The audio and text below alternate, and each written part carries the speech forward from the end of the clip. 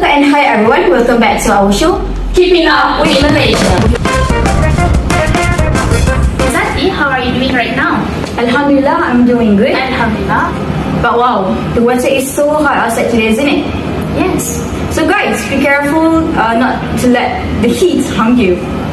So today we have a very important topic that affects the life of many Malaysians, the Employee Provident Fund and Pension System in Malaysia.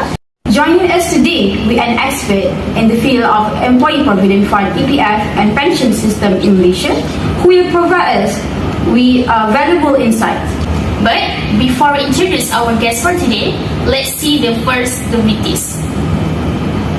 Hi, I'm Sulaiman bin Ibrahim and has been working with the Department of Social Welfare Putrajaya since 1990. I will be retiring this year at November 2021. I have one wife and 3 children. Before I'm joining the civil service with the Department of Social Welfare, I have been working for my bank for 5 years. And during that time, until now, I did not withdraw my money from EPF account. But right now, I'm not very well and being monitored by a public hospital due to the diagnosis with diabetes and high blood pressure. Mata tinggi tak sanggup bicara, mulut terkunci tanpa suara. Bila tiba saat berganti dunia, alam yang sangat jauh berbeda, siapkah kita menjawab semua pertanyaan?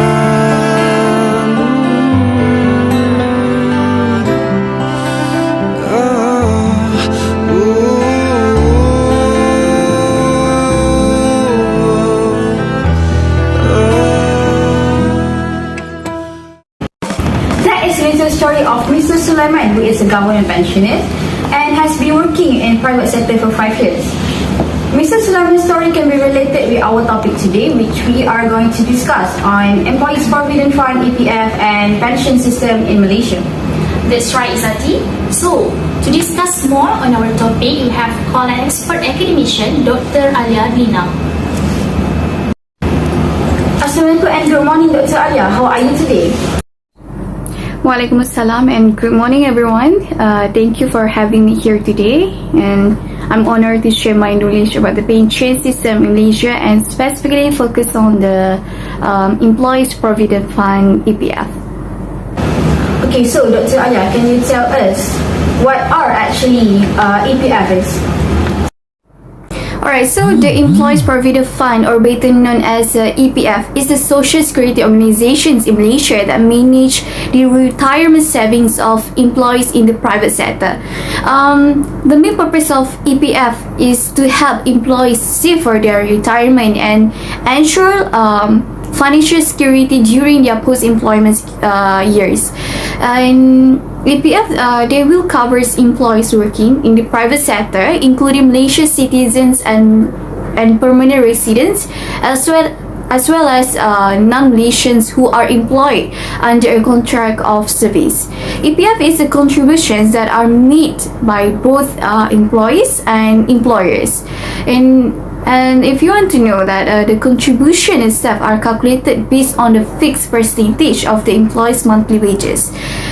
And in 2021, the contribution rates are 11% for the employees and 12% for the employees. However, it is important to know that the rates may be vary based on specific employment conditions or collective agreement. Thank you so much, Dr. Alia, for sharing with us what EPF is about.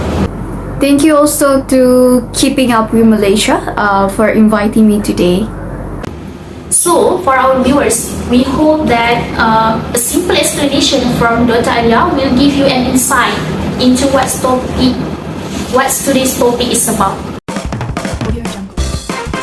So, in this studio, we have invited our special guest, Ms. ZULAIKHA FARHANAH, who is a government officer, to share with us on the pension system, and Ms. NAZIRA HANIM, SOCSO officer to discuss on the EPF.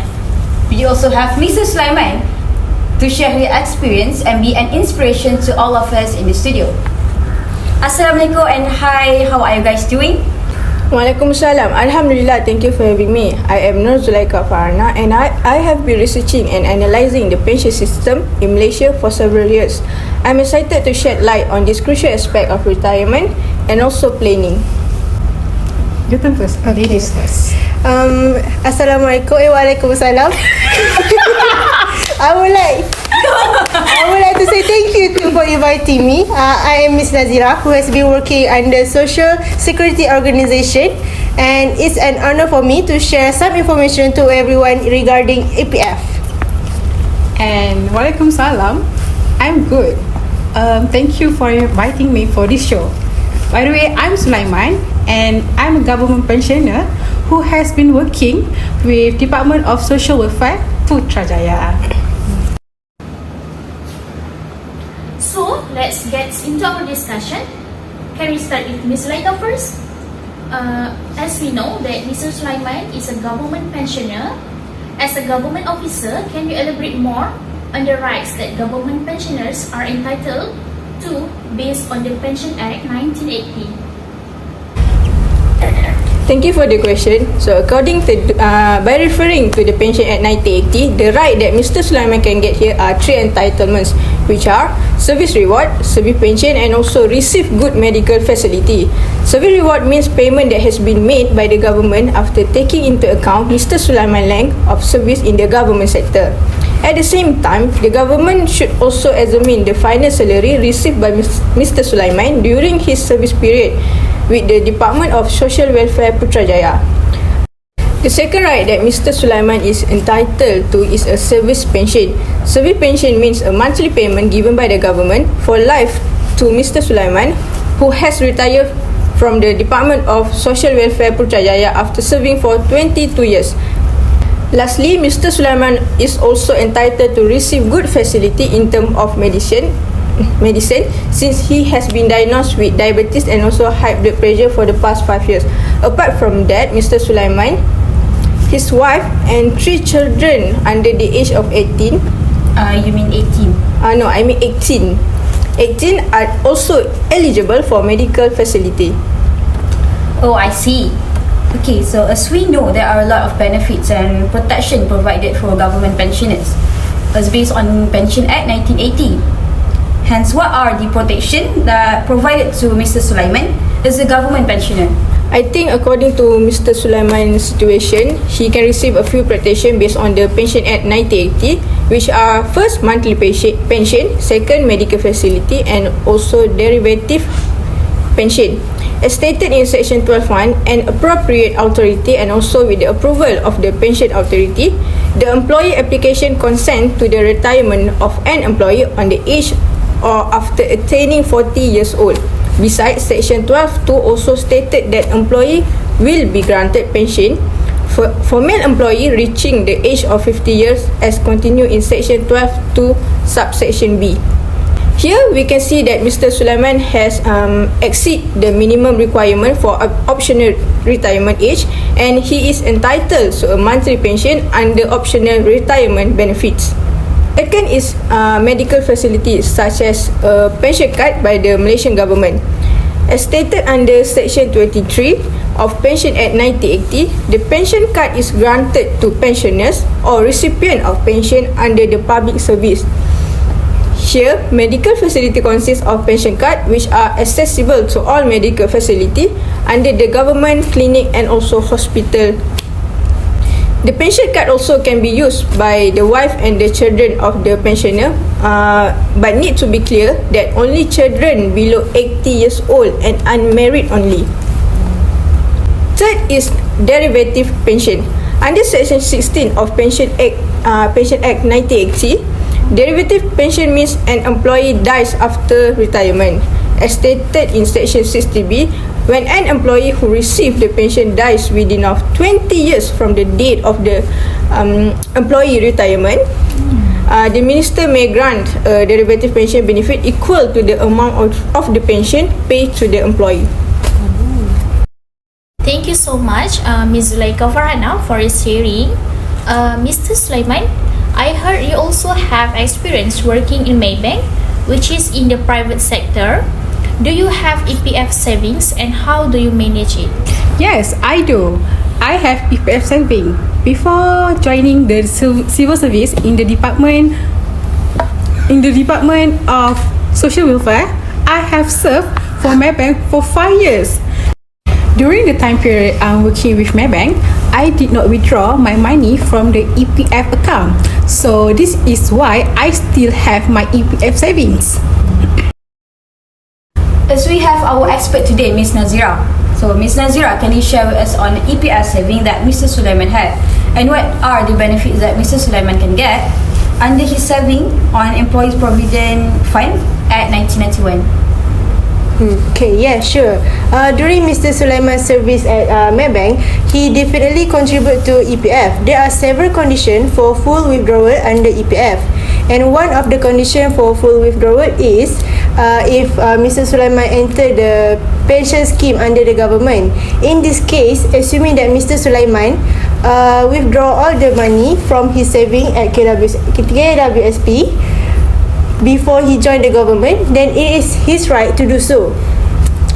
On the second assumption, we can assume that Mr. Sulaiman has the saving at EPF, but when he moved to the government service, he has not withdrawn all the saving. So with that, he has the right to apply several type of withdrawal scheme under EPF. From Section 54(6)(a) of Employee Provident Fund Act 1991, when Mr. Sulaiman reached the age of 50, he can withdraw the money from account number 2. And if he reached the age of 55, he can withdraw the money from account number 1. Or from all his savings at EPF. He is entitled to the withdrawal scheme under EPF. Alright, as for Mr. Sulaiman's situation, he is eligible to withdraw his saving from the EPF because as stated in Section 54(6)(a) under the Employee Provident Fund 1991, EPF member can withdraw their saving based on the term and condition. And one of the conditions that Mr. Sulaiman has fulfilled is he has reached the age of 50 years old, and now he is 53 years old. Right. Alright. Okay. And however, Mr. Sulaiman was only able to withdraw from account 2. For account 2, the term and condition are the EPF member need to reach the age of 50 to 55 years old, while for account 1, for 55 years old and above. So, Mr. Sulaiman, you as a government pensioner have received all types of benefits and protections provided under the Pension Act. How did you manage to get medical benefits on the medical treatment provided? I managed to get medical benefits on the medical treatment received because the pensioner they need to work under government, and also the male pensioner employees must achieve 50 years old, while for the women employees must achieve 45 years old. And not only that, to make sure that I am entitled to get the treatment, I need to medically declare incompetence for the job where I declare that I am diagnosed with diabetes and high blood pressure. And currently under close monitoring from the public hospital. Thank you so much, Mr. Sulaiman, for the sharing, and also thank you so much to our special guest, Ms. Nazira and Ms. Zulaikha, for willing to spend time with us in the studio. Yes, Izzati, it's a very interesting sharing that we can analyze today from Mr. Sulaiman's story and from our guest. Izzati, it seems we are running out of time. Yes, Shafiqah. So, I think that's all for our discussion today. We hope that this discussion can benefit all those out there. So, until we meet again at another day at another time. Thank you, see you soon, and Assalamualaikum. Remember this, we care, we love, and we I know solve. I can treat you better than he can, and any girl like you deserves a gentleman.